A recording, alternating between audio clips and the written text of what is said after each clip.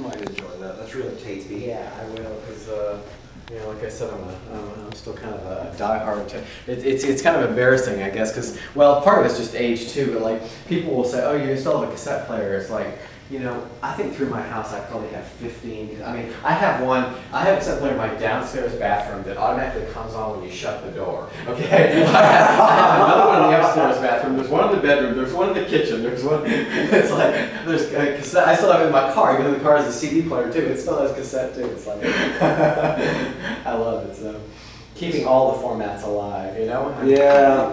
And even stuff I didn't have, like when I was a kid, I never had 8-track, but my friends did, and I thought they were pretty interesting, you know? And so when I came here, there was several 8-track players, and I started fixing them. And I think the thing with the 8-track is going to have that built-in kind of aggravation factor.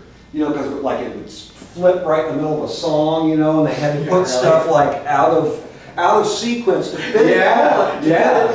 Yeah, the Beatles, I always show people, we have the 8-track of the Beatles, Abbey Road. It's like a concept album, it's not really cool, but you're messing that up. Is that tin? That's tin foil, yeah, that's a record actually. That's what we were just talking about. Nobody knows here. We have no. And upstairs I have a couple by Webster, Chicago. But this is the fanciest one. A lady in Bishopville, South Carolina, called me up and asked me if I'd, you know, come up there above her ladies' dress shop and come get this. And I was like, oh yes, I will. I have never seen anything like it, because this was a AM radio, a phonograph. Here you got the, you know, the needle, and then you have the brush for the phonograph, and then you have storage for the reels, and then you have the wire reel here, and this is the head. And now when it's playing, it bobs up and down in order to layer the wire back and forth evenly, kind of like a sewing machine or a fishing reel, you know.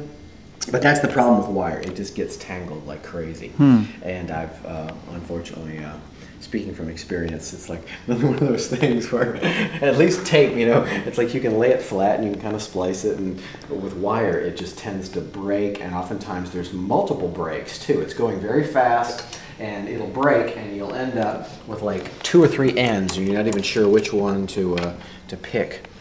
And that's it right there. Wow.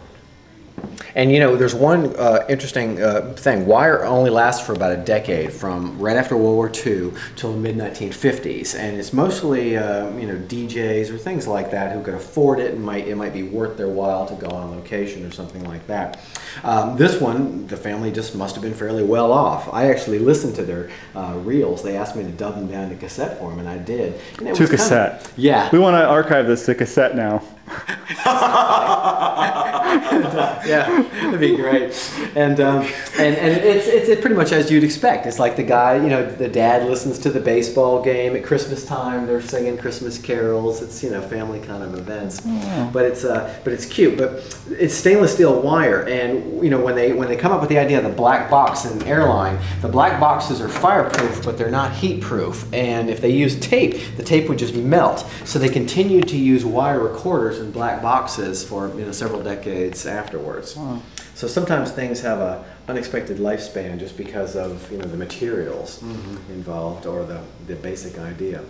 Just like even though 8-tracks aren't around, an IMAX, you know, projection booth is basically a large 8-track. It's like, because, you know, they don't, one of the things is, if you've ever, we have an IMAX theater in Charleston now, and you know, they do their schedule, so it's like a movie's every 50 minutes. And if you think, it's like, well, how could you rewind, you know, the tape if you only give yourself 10 minutes to completely, you know, get the old audience out, the new audience in, you've got to rewind the tape, and they don't rewind it. It's just like an 8-track. It pulls it from the center and winds it back around the outside. So when they finish a movie, it's ready to play again.